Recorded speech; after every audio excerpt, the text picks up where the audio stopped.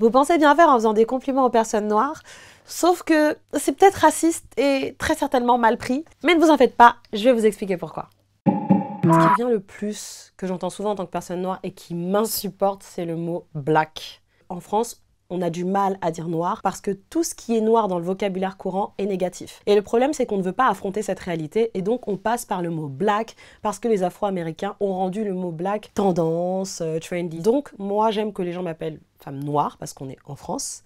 Et si t'es mal à l'aise avec ça, ça ouvre la discussion et là on peut en parler. Et en fait, c'est pas parce qu'un noir va dire black que ça veut dire que ça passe pour tout le monde. Il faut arrêter de penser que tous les noirs sont les mêmes. C'est-à-dire qu'il y a des noirs qui sont blonds, il y a des noirs qui sont roux. Autant on a un éventail de personnes qui peuvent être blanches, ben on aura exactement le même éventail dans la communauté noire. C'est pas parce qu'on est en soirée avec vous, peut-être qu'on est les seuls noirs, que ça veut dire qu'il faut mettre une musique Magic System.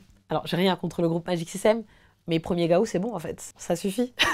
J'en ris, mais en fait c'est saoulant, c'est lourd. Nope. Yep. Nope. Yep. Un conseil que je peux donner quand vous êtes avec des personnes noires, c'est pas parce que vous avez entendu tel ou tel cliché qu'il faut l'alimenter. C'est pas parce qu'une personne noire est souvent en retard que ça veut dire que tous les noirs sont en retard. Ensuite, les noirs qui savent courir très vite. C'est pas le cas de tout le monde, hein. Moi je suis lente.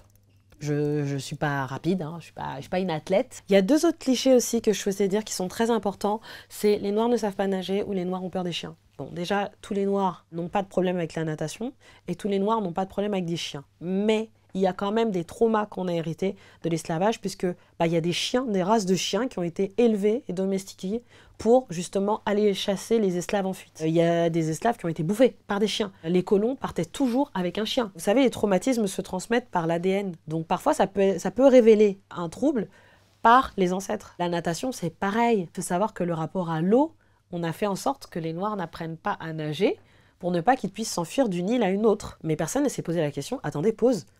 On a une population qui a subi des traumatismes sur des générations. Qu'est-ce qu'on fait pour pouvoir traiter ça? Et jusqu'à aujourd'hui, on n'a jamais eu un temps de pause où on a pu se réparer. Jusqu'à aujourd'hui. Donc quand on est sensible sur un mot, il faut prendre conscience que tous les noirs ne sont pas pareils. Mais si ça pose problème à plusieurs personnes, je fais l'effort de changer mon vocabulaire. Il faut savoir que toutes les femmes noires n'ont pas le même corps. Et c'est vrai qu'il y a un archétype qui a été collé aux personnes noires. Et ça date de l'époque coloniale et esclavagiste où on avait des explorateurs qui partaient en Afrique et qui rédigeaient des récits de leur voyage en Afrique. Et donc on avait toute cette exotisation du paysage américain aussi, mais aussi africain, où on faisait en sorte d'attirer les personnes de la métropole à l'époque pour venir en Afrique. Donc ces campagnes, elles passaient par l'hypersexualisation des femmes et des hommes noirs. On écrivait qu'en gros, là-bas, la sexualité, elle était débridée. Et donc ça attirait des gens. Il y a des traumas qui n'ont jamais été expiés. Ça veut dire que quand on naît, on a cette charge mentale qui est que, en tant que femme noire, fais-toi discrète. Si tu es victime de quelque chose, prends sur toi. Parce que nos mères ont grandi comme ça, nos grands-mères ont grandi comme ça, etc., etc. Et le problème, c'est que le jour où tu as envie d'exploser, en fait, tu n'as pas le droit parce que tu es une femme noire.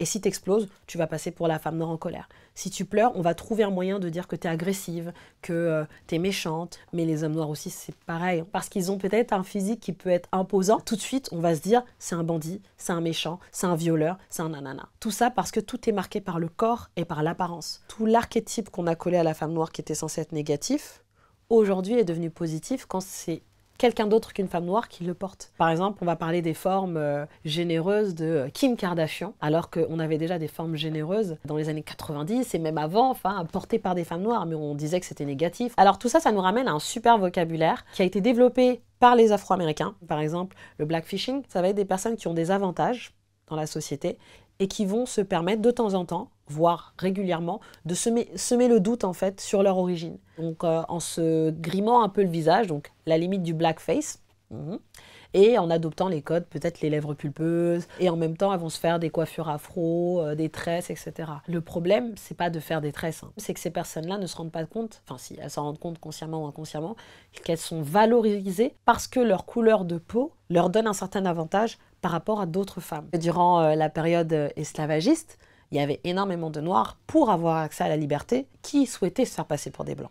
Et là, on va avoir un autre terme qui est le white passing. Aujourd'hui, ça s'appelle plus white assumed. Le white passing, c'est le fait de se faire passer pour un blanc pour pouvoir bénéficier des privilèges de la communauté blanche sans que l'on sache en fait que en fait on est noir et que du coup vis-à-vis de la société, noir est égal esclave, noir est égal bas de classe, etc. Alors Mariah Carey aux États-Unis, elle est considérée comme noire à cause de quoi? À cause d'un système qui s'appelle la One Drop Rule, c'est-à-dire qu'il suffisait d'avoir une goutte de sang noir pour être considéré comme noir. Ne vous moquez pas, ne rentrez pas dans les clichés, ça c'est ce qu'il y a de plus grave. Si c'est votre cas et que vous êtes noir, n'hésitez pas à parler avec vos parents de ça, refaire votre arbre généalogique, essayer de comprendre. Et si on vous dit personnellement qu'une chose nous dérange, qu'une chose pour nous a été une agression, ne remettez surtout pas en question. C'est pas parce que votre autre pote noir ou black, même si ce terme est à bannir en 2023, vous a dit que ça ne le dérangeait pas, que ça veut dire que moi ça doit pas me déranger.